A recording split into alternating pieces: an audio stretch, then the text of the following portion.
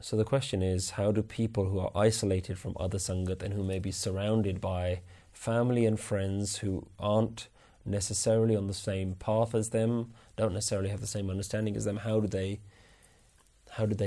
carry on their Sikhi, how do they keep their spiritual practice going? Firstly, I think that's a very difficult situation to be in, and there are lots of people like that who are the only ones in their family or the only ones in their town or their country who are practicing their specific spiritual practice. Now, that's a very difficult situation to be in, but also today we are more fortunate than any other generation in history that we have access to people all over the world through the internet, through social media. And I know personally people who are keeping their spiritual practice alive simply through social media because they get to engage with other people of the same interests.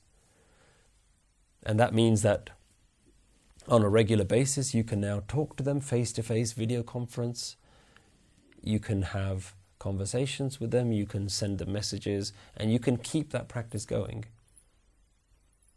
So in a way, it is a difficult situation to be in, but in another way, it is also a very fortunate situation to be, where we can have access to these various people of the same mindset as us.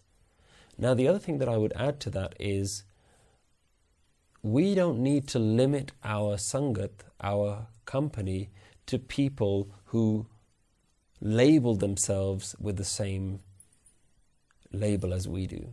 We don't need to say that our company needs to just be other Sikhs, other spiritual people, because the path of spirituality is the path of humanity. It is the path that makes people happy. And that's something that everyone is looking for.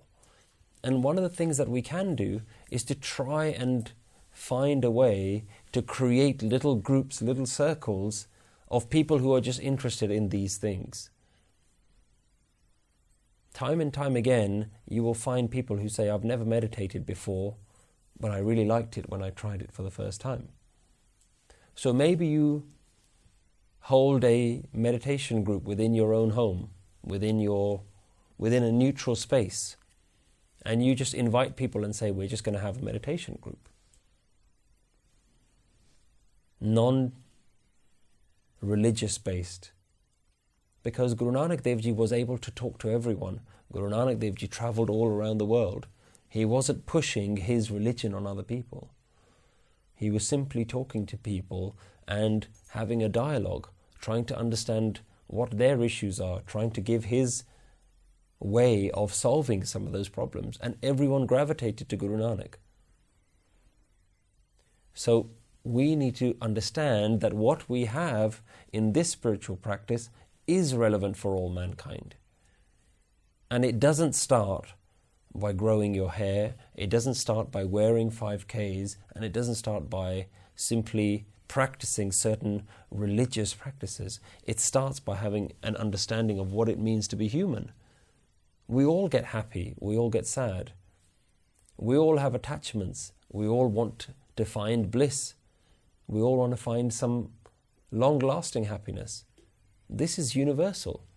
If we can somehow create a group, society of people talking about these things, then you're not going to get your friends and family members thinking that you're trying to pressurize them into joining your club, into becoming part of whatever belief system you're part of. If somebody is stressed, offer them some advice and say, this is how I deal with stress. Try mantra, try meditation, try breath exercises, try walking out in nature, anything that allows you to help other people. Then slowly, people will realize that you aren't just part of some religion or cult or whatever it is.